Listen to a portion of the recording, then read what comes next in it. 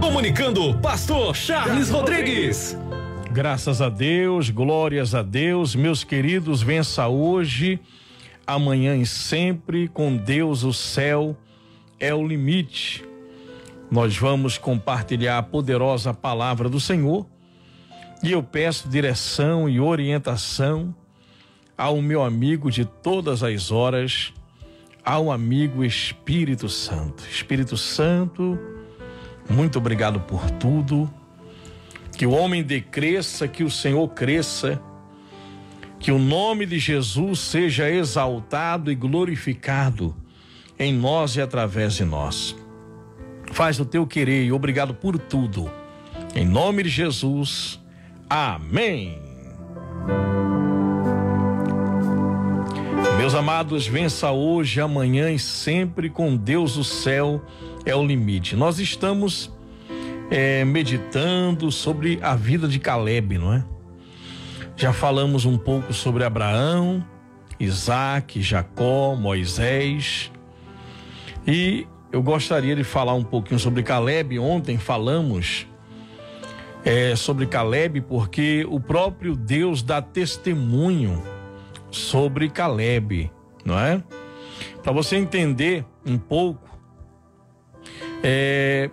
Deus, no capítulo 13 do livro de Números, capítulo 13 em diante, Deus diz: olha, Josué, Moisés, manda 12 espias até Canaã para observar a terra.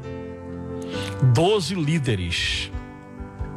E Moisés obedeceu, separou 12 líderes, um de cada tribo, e mandou eles observarem, espiarem a terra de Canaã. Eles entraram e ficaram ali 40 dias. Veja o número 40 anos no deserto, né? Lembrando de Moisés passou 40 anos no Egito e 40 anos pastoreando as ovelhas do seu sogro Jetro, e Deus aparece numa sarça ardente e dá uma missão a ele, não é? O povo de Israel passa 40 anos no deserto.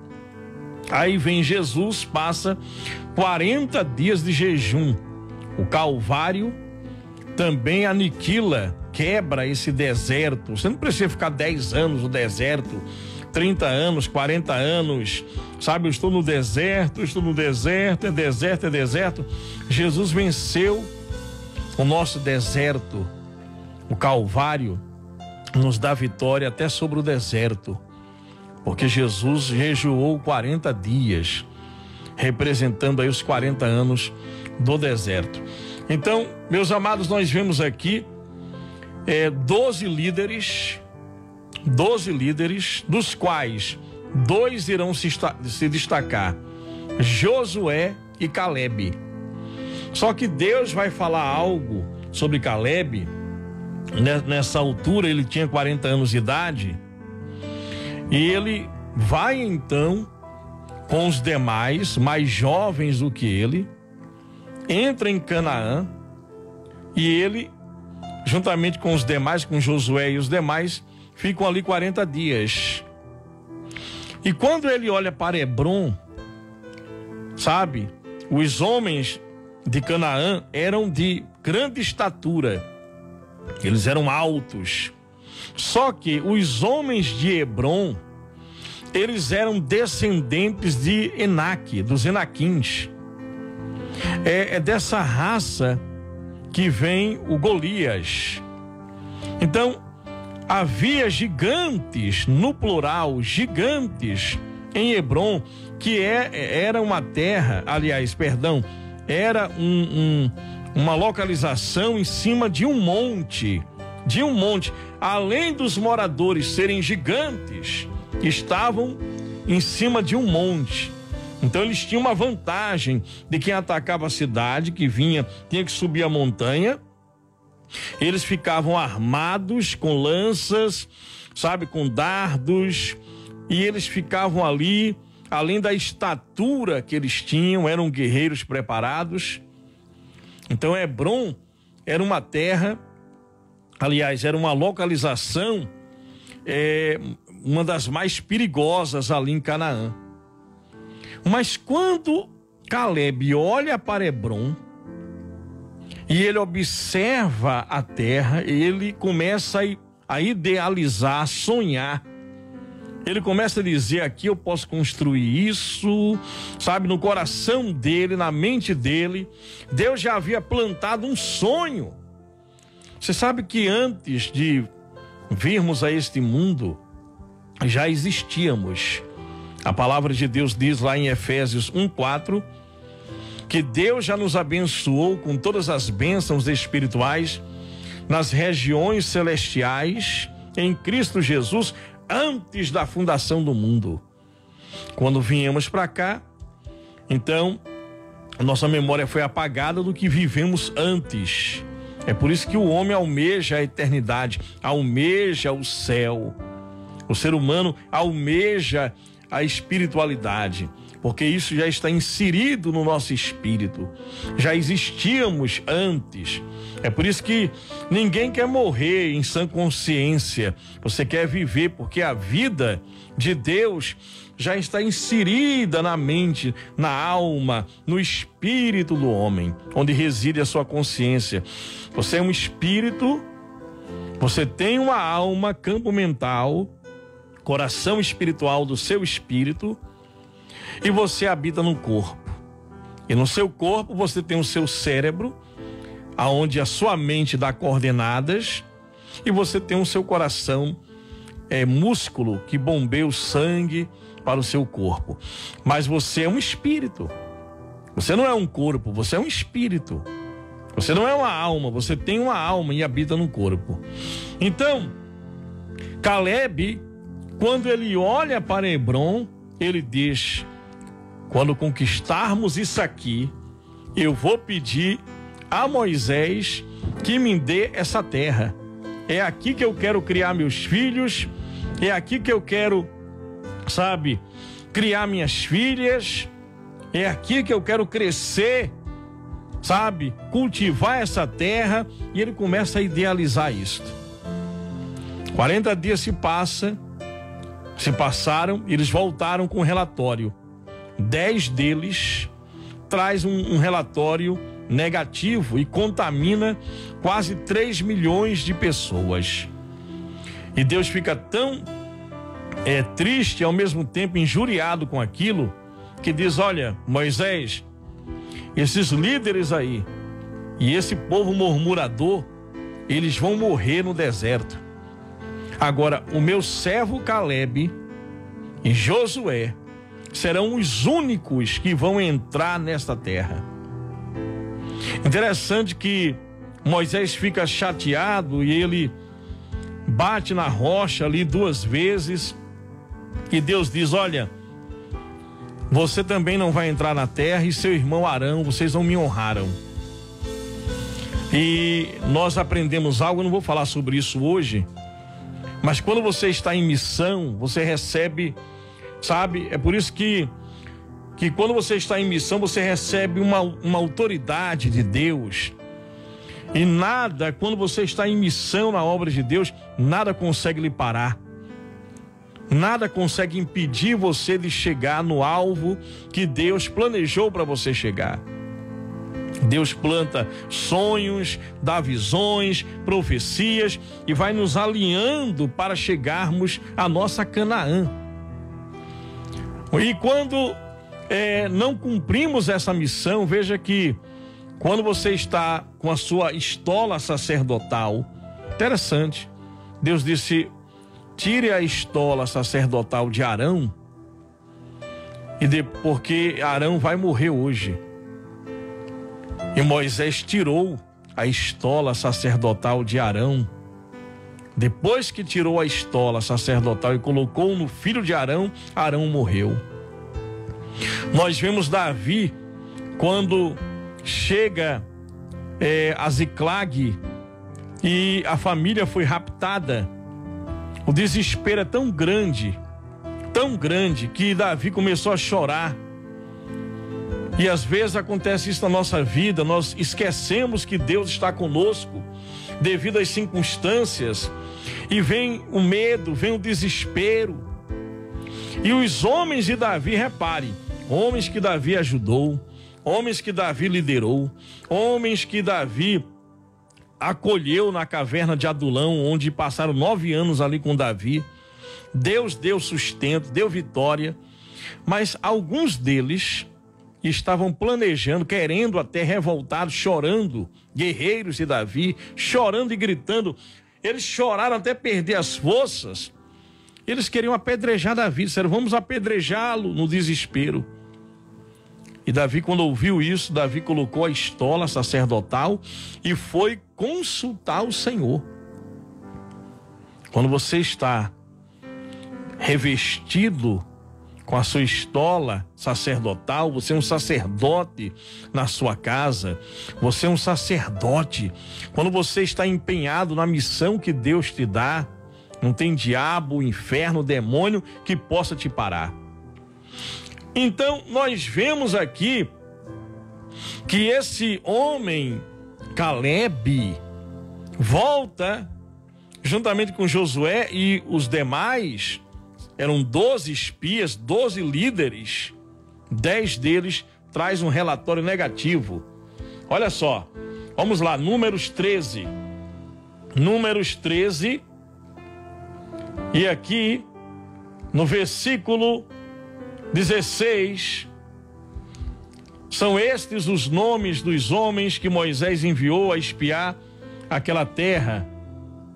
E a Oséias, filho de Num, Moisés chamou de Josué, mudou o nome dele. Enviou-os, pois, Moisés a espiar a terra de Canaã. E disse-lhe, subi ao Neguebe e penetrai nas montanhas. Vede a terra, que tal é, e o povo que nela habita, se é forte ou fraco, se são poucos ou muitos. E qual é a terra em que habita, se é boa ou má? E que tais são os cidadãos, que tais são as cidades em que habita, se em arraiais ou em fortalezas? Também, qual é a terra, se fértil ou estéril? Se nela há matas ou não? Tende ânimo e trazei do fruto da terra.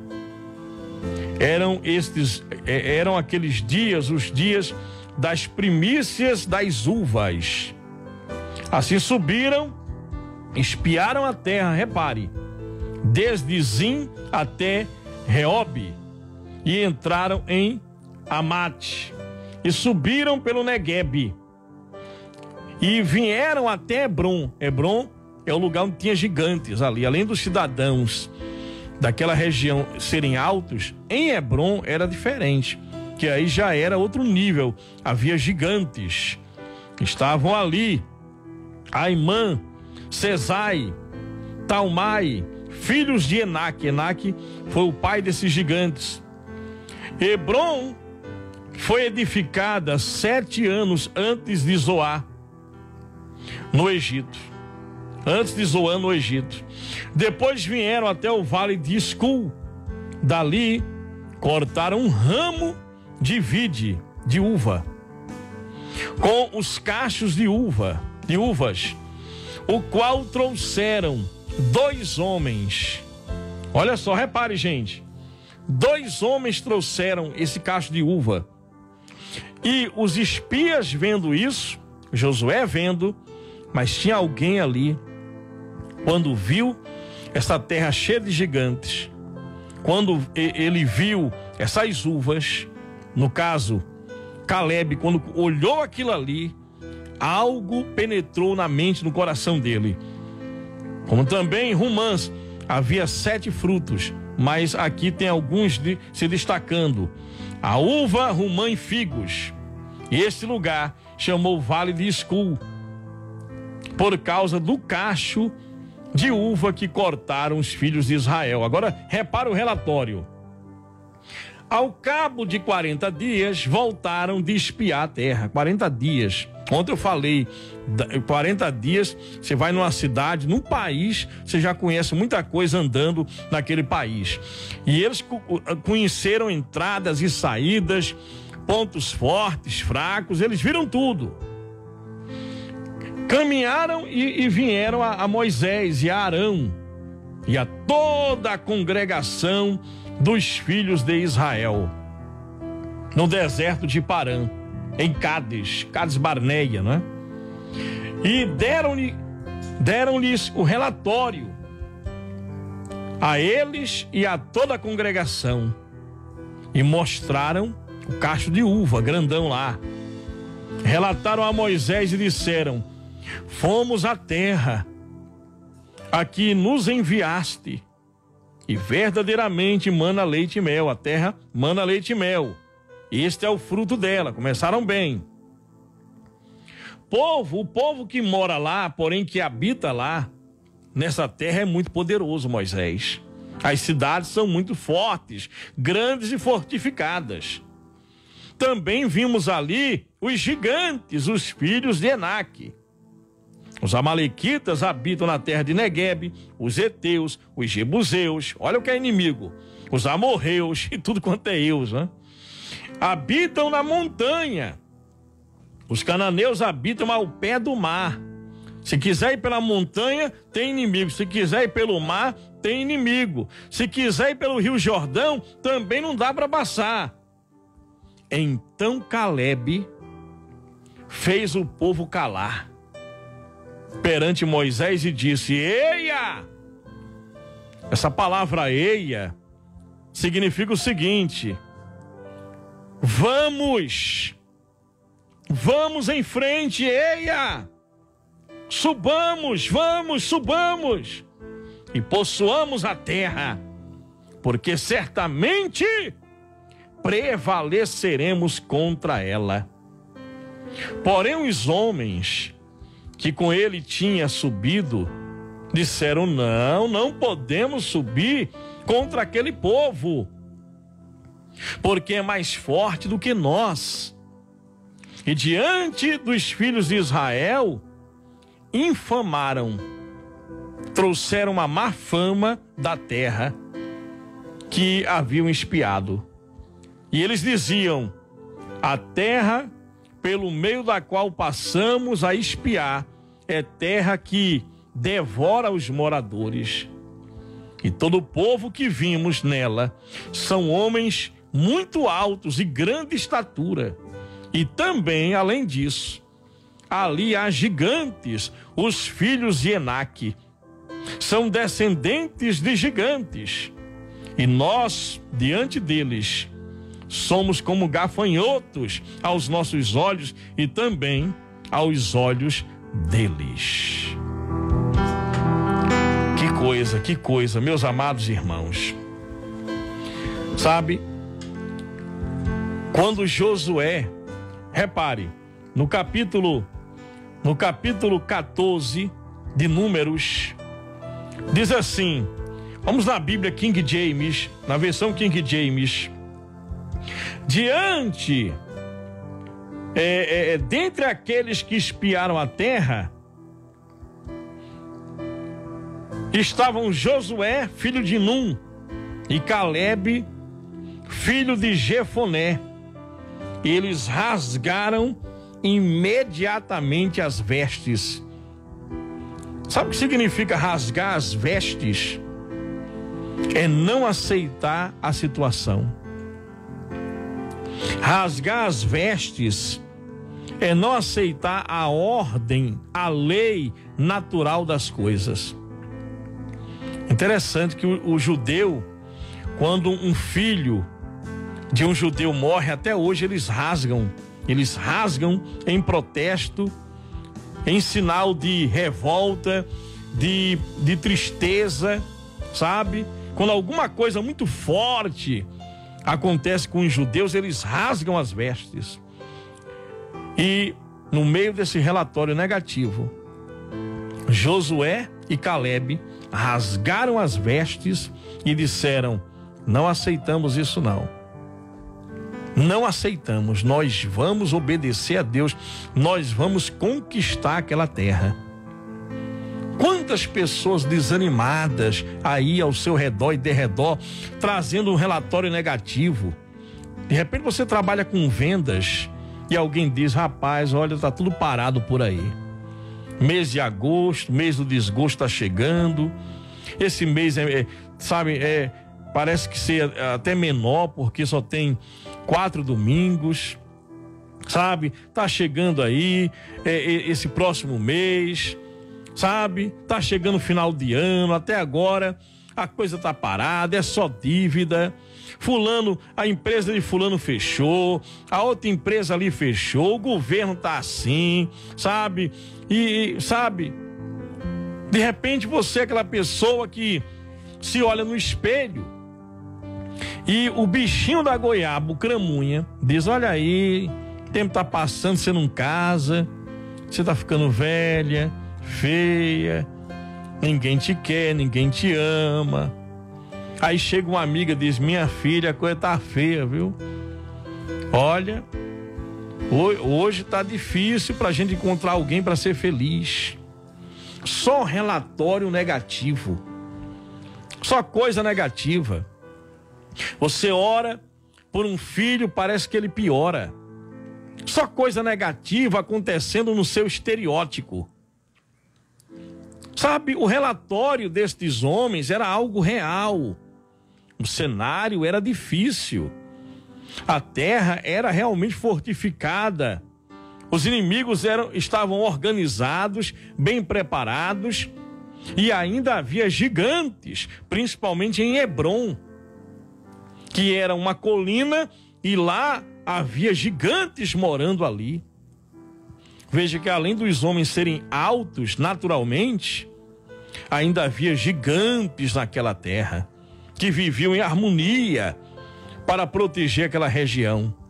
Mas Deus disse: vocês vão entrar ali. Essa é a terra que eu dou aos filhos de Israel, terra que mana leite e mel. Quando Caleb viu o cacho de uva, a terra boa, fértil, rica, e ele sabia, ele ouviu Deus falando com Moisés. Deus falou com Moisés, com Arão, que transmitiu isso para Josué, Caleb e o povo. Então Caleb disse: olha, não importa se tem gigante, se não tem gigante, essa terra aqui é minha, e eu quero a terra mais difícil, eu quero conquistar a mais difícil, eu quero Hebrom. 40 anos depois esse homem entra em Hebrom, e ele com 80 anos de idade, ele vence os gigantes, e aquela terra passa a ser terra dele e propriedade dele e de seus filhos por herança. Olha o que Deus diz aqui, sabe? Olha o que Deus diz sobre Caleb.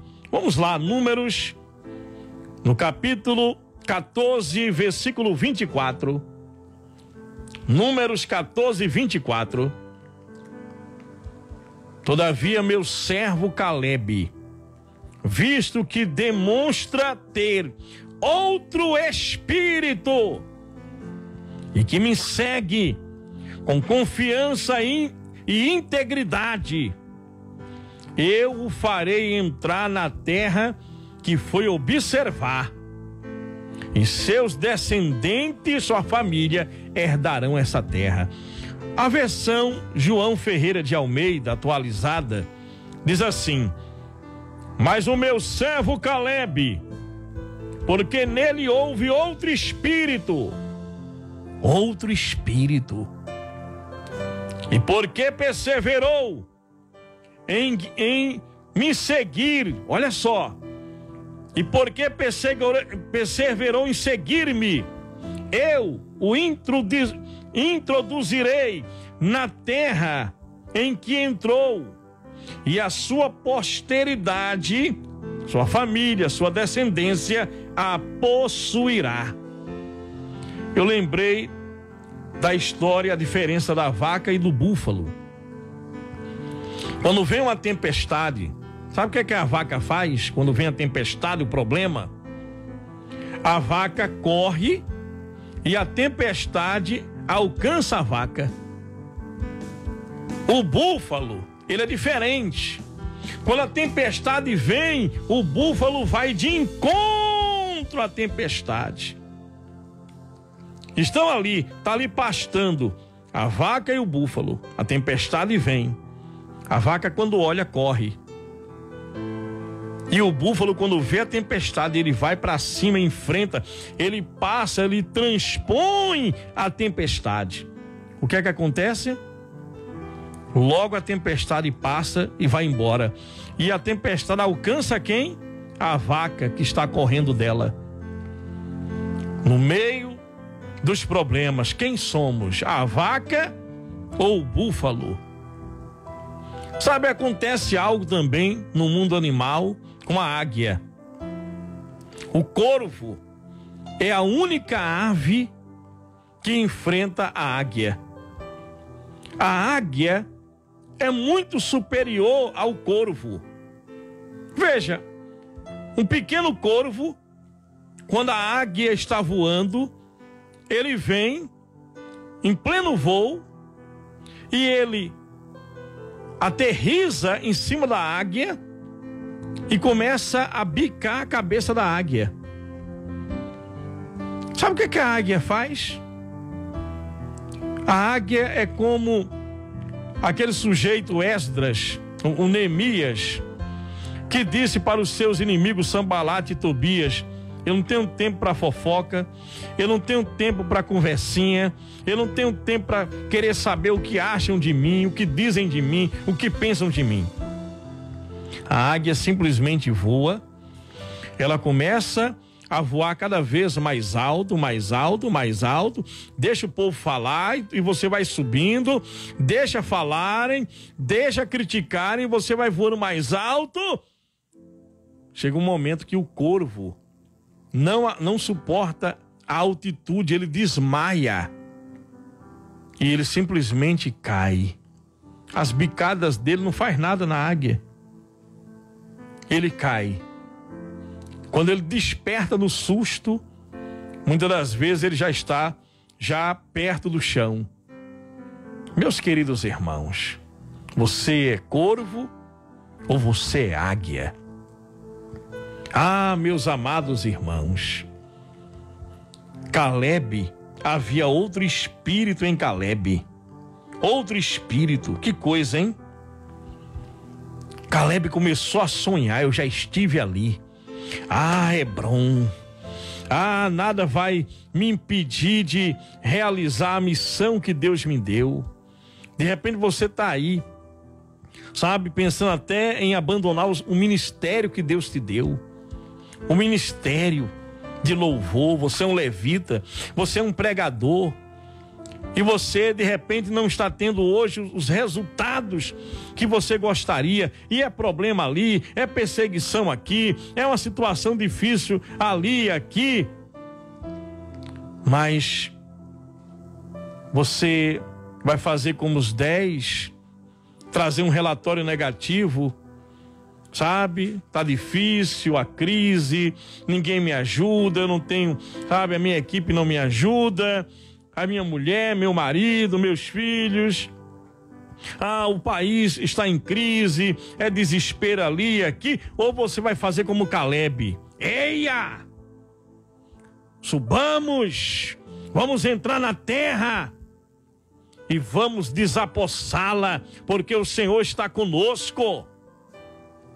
Mas os 10 espias, os demais, nós somos como gafanhotos.